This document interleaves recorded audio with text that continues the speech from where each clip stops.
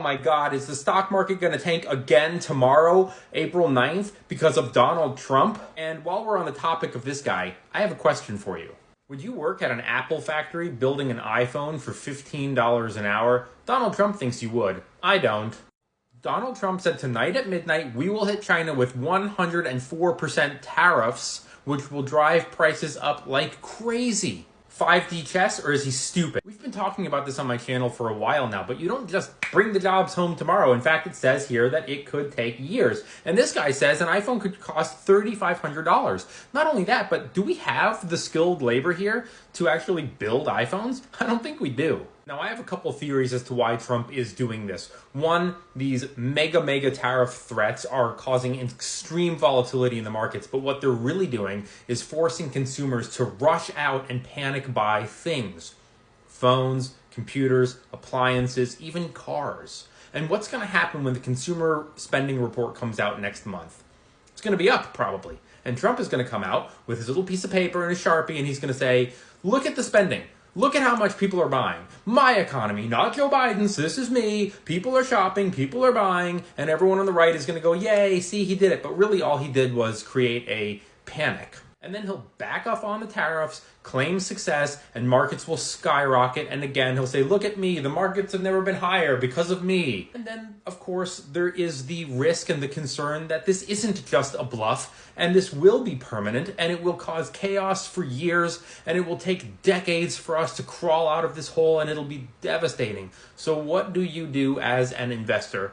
I'm going to tell you. Number one, look at this. I need to take out a link on my watch. I've lost 35 pounds. Now my watch doesn't fit. Number one, I lost my train of thought.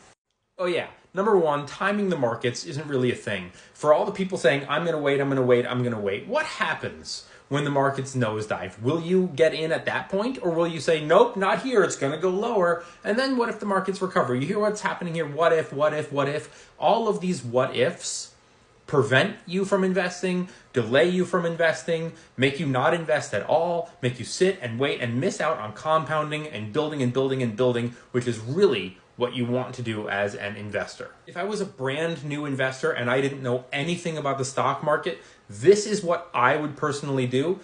FTEC is a technology-based ETF, SPLG is S&P 500, and SCHD is dividend-based. If you are 20 to 40 years old, this is how I would structure it. Every investor is different. So you might say, 50%, that's a little bit much for me. I'd rather do 30 and 20, you'd rather change those numbers, change them however you want. This is what I would do as my foundation first.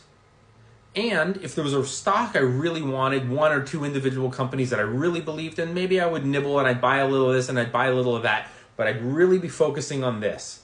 But how much do you buy and when do you buy? Every single month for every single month until you're down here in the 50s. That's what I would do. Of course, this is not financial advice and every investor is going to have a different approach. I want you to remember that you're watching me, I'm not watching you. So you might like different ETFs, and in the comments you're going to probably be saying, is VOO okay? Is SPY okay? Is FXAIX okay? All S&P 500 ETFs are the same. So don't overcomplicate this. Don't worry, oh, well, this technology ETF went up that much and that one. Look, here's an example. Let's say you've got a couple of friends and you personally invest in FTEC, which you can see is up 346% in the last decade. And your buddy invests in XLK, which is up 342% in the last decade. And your third friend invests in VGT and they're up 352% in the last decade. And your fourth friend didn't invest in anything because he's an idiot and he kept saying, I'll buy it later, I'll buy it. And now here you are a decade later and this one's up 340 and 342 and 350 and your other friend is up 0. So you're all up.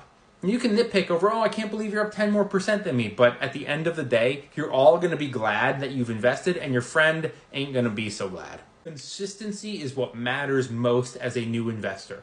Keep it simple, keep it consistent, and don't forget to smash that follow.